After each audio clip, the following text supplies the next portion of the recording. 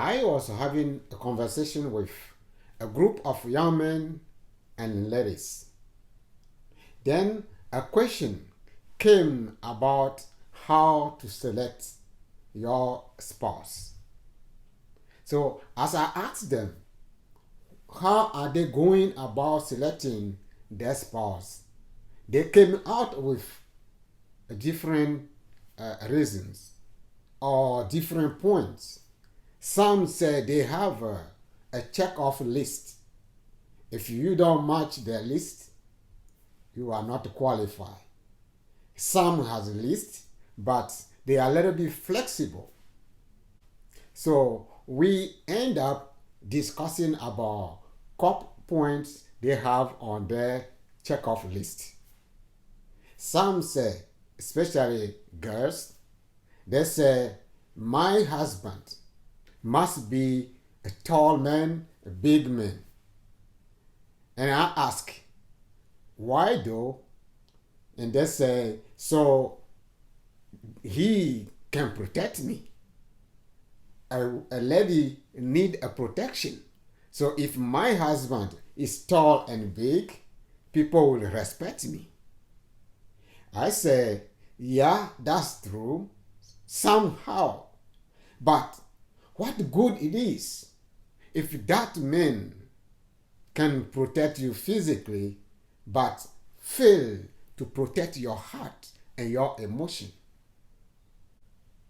I think it will be better if you go after the one that will protect your heart instead of going after the one that can protect you physically.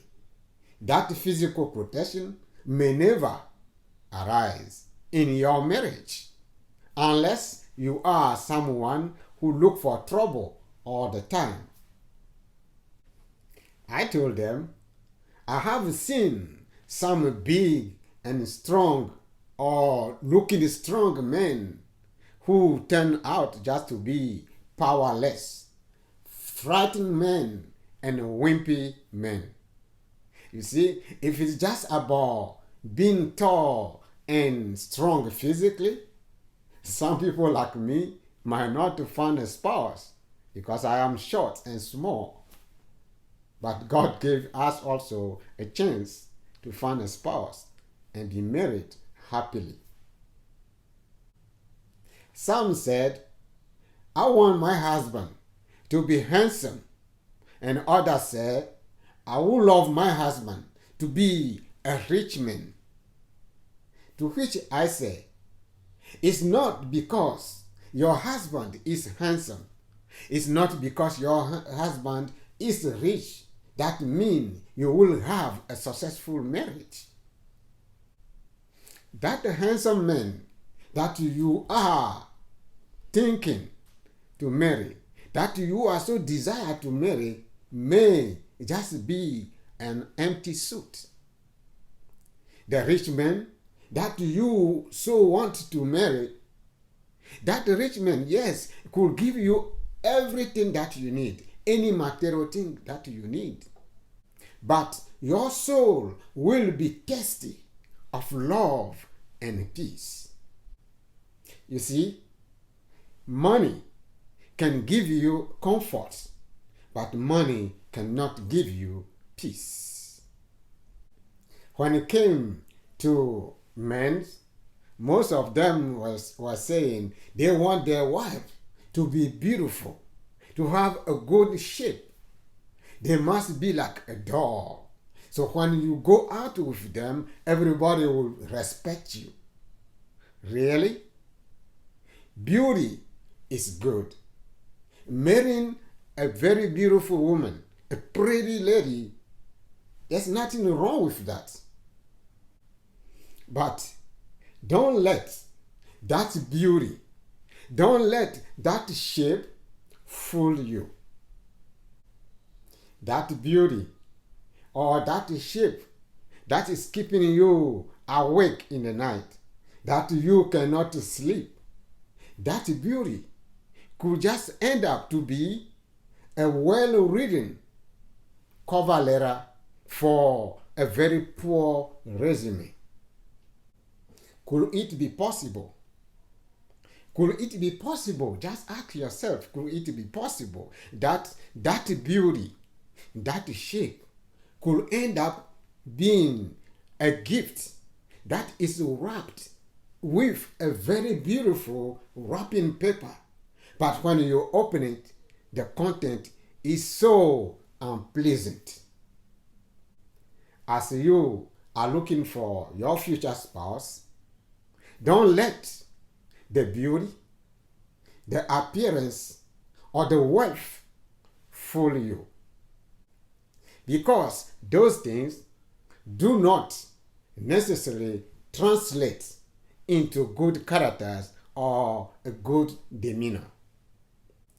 You know, Prophet Samuel also almost made the same mistake just by looking at the appearance.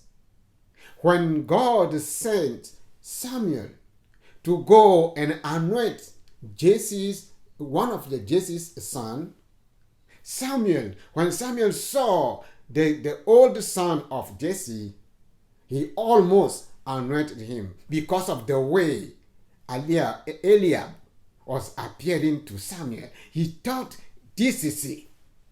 But God said, no, he is not. So Jesse has 8 sons, but he only took 7 to present to Samuel.